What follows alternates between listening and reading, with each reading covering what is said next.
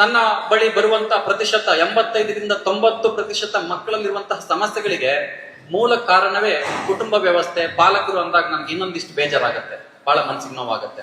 ಹಾಗಾಗಿ ಎಲ್ಲೋ ಒಂದ್ ಕಡೆ ಪಾಲಕತ್ವದಲ್ಲಿ, ಮನೆಯ ವಾತಾವರಣದಲ್ಲಿ, ಗಂಡ ಹೆಂಡತಿಯರ ನಡುವೆ, ಅಮ್ಮನಲ್ಲಿ ಅಪ್ಪನಲ್ಲಿ ಮಕ್ಕಳು ತಮ್ಮ ತನವನ್ನ ಕಂಡುಕೊಳ್ಳೋದ್ರಲ್ಲಿ ಎಡವುತ್ತಾ ಇದ್ದಾರೆ ಅನ್ನೋದು ನನ್ನ ನೋವು. ನಿಮ್ಗೆಲ್ಲ ಗೊತ್ತಿರಬಹುದು, ಒಂದು ಸ್ವಾತಂತ್ರ್ಯ ಹೋರಾಟದ ಸಂದರ್ಭದಲ್ಲಿ, ಭಾರತಕ್ಕೆ ಸ್ವಾತಂತ್ರ್ಯ ಬರುವ ಮುಂಚೆ ನಡೆದ ಒಂದು ಘಟನೆ. ಒಂದು ತಾಯಿಗೆ ಒಂದು 5-6 ಜನ ಗಂಡು ಮಕ್ಕಳು. ಆ ಗಂಡು ಮಕ್ಕಳಲ್ಲಿ ಬಹುತೇಕ ಎಲ್ಲರೂ ಕೂಡ ಸ್ವಾತಂತ್ರ್ಯ ಹೋರಾಟಕ್ಕೆ ತಮ್ಮನ್ನು ತೊಡಗಿಸ್ಕೊಂಡು ಸಾವನ್ನ ಅಪ್ಪಿರ್ತಾರೆ.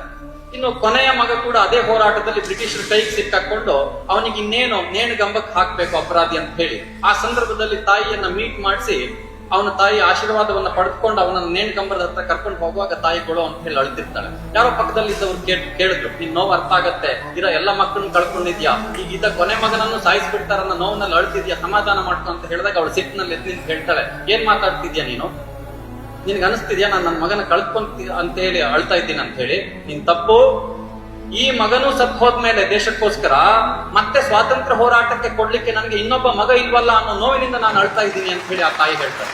ನಾವೆಲ್ಲ ನಮ್ಮ ಜೀವನ ಮುಗಿತು, ಇಷ್ಟೇ, ನಾವಿನ್ನೇನ್ ಮಾಡ್ಲಿಕ್ಕಿದೆ ಅನ್ನುವ ಒಂದು ಕಲ್ಪನೆಯಲ್ಲಿ ಬದುಕನ್ನ ಕಟ್ಟಿಕೊಳ್ಳೋದ್ರ ಬದಲು ನಮ್ಮ ಮಕ್ಕಳ ಮೂಲಕ ನಮ್ಮ ಸಮಾಜಕ್ಕೆ, ದೇಶಕ್ಕೆ ಹೇಗೆ ಕೊಡುಗೆಯನ್ನ ಕೊಡ್ಲಿಕ್ಕೆ ಸಾಧ್ಯ, ನಮ್ಮ ಮಕ್ಕಳಿಗೆ ನಾವೇ ಹೇಗೆ ಪ್ರೇರೇಪಣೆ ಆಗ್ಲಿಕ್ಕೆ ಸಾಧ್ಯ, ನಮ್ಮಲ್ಲಿ ಬೇಕಾದ ಬದಲಾವಣೆಗಳನ್ನ ನಾವು ಮೊದಲು ನೋಡ್ಕೊಳ್ಬೇಕಾಗ್ತದೆ. ಸಂಜೆ ಮನೆಯಲ್ಲಿ ಮಕ್ಕಳು ಓದೋಕ್ ಕೂತಾಗ ನಾವು ಕೂಡ ಟಿವಿ ಬಂದ್ ಮಾಡಿ ಅವ್ರ ಪಕ್ಕದಲ್ಲಿ ಕೂತ್ಕೊಂಡು ಪುಸ್ತಕ ಓಪನ್ ಮಾಡ್ಕೊಂಡು 1 ಗಂಟೆ ಓದೋಣ. ನಾವು ಕೂಡ ನಮ್ಮ ಮಕ್ಕಳಿಗೆ ಬದುಕಿನ ಕಷ್ಟಗಳನ್ನ ನಮ್ಮ ಜೊತೆ ಅವ್ರನ್ನ ಸೇರಿಸಿಕೊಂಡು ಕಲಿಸುವಂತ ಪ್ರಯತ್ನಗಳನ್ನ ಮಾಡಿದಾಗ ಮಕ್ಕಳು ಕೂಡ ನಮ್ಮನ್ನ ನೋಡಿ ಕಲಿತಾರೆ. ಹಾಗಾಗಿ ನಾವು ಆಡುವ ಭಾಷೆ, ನಮ್ಮ ಬದುಕಿನ ಶೈಲಿ, ನಮ್ಮ ದಿನನಿತ್ಯದ ಜೀವನದಲ್ಲಿ ನಮ್ಮ ವ್ಯವಹಾರಗಳು, ನಾವು ತೆಗೆದುಕೊಳ್ಳುವಂತ ನಿರ್ಧಾರಗಳು, ಗಂಡ ಹೆಂಡತಿಯ ನಡುವಿನ ಬಾಂಧವ್ಯ, ಗಂಡ ಹೆಂಡತಿ ಆದವರು ಅವರ ಅಪ್ಪ ಅಮ್ಮಂದಿರಿಗೆ ಕೊಡುವಂತಹ ಗೌರವ, ಸೊಸೆಯಾದವಳು ತನ್ನ ಅತ್ತೆ ಮಾವಂದಿರಿಗೆ ಕೊಡುವಂತಹ ಗೌರವ, ಪಕ್ಕದ ಮನೆಯವರೊಟ್ಟಿಗೆ ನಿಮ್ಮ ನಡುವೆ ಇರುವಂತಹ ಒಡನಾಟಗಳು, ಇವೆಲ್ಲವನ್ನ ಕೂಡ ಮಕ್ಕಳು ನೋಡಿ ಕಲಿತಾರೆ, ನೋಡಿ ಬೆಳಿತಾರೆ.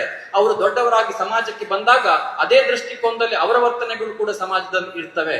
ಹಾಗಾಗಿ ನಾವು ನಮ್ಮ ಮಕ್ಕಳಿಗೆ ಹೇಗೆ ಆದರ್ಶವಾಗಿ ಅವರ ಮುಂದೆ ನಿಲ್ತೀವಿ, ನಾವು ನಮ್ಮನ್ನೇ ಹೇಗೆ ಮಕ್ಕಳಿಗೆ ರೋಲ್ ಮಾಡೆಲ್ಸ್ ಗಳನ್ನಾಗಿ ನಿರ್ಮಾಣ ಮಾಡ್ಕೊಳ್ತೀವಿ ಅನ್ನೋದು ಬಹಳ ಮುಖ್ಯ ಆಗುತ್ತೆ.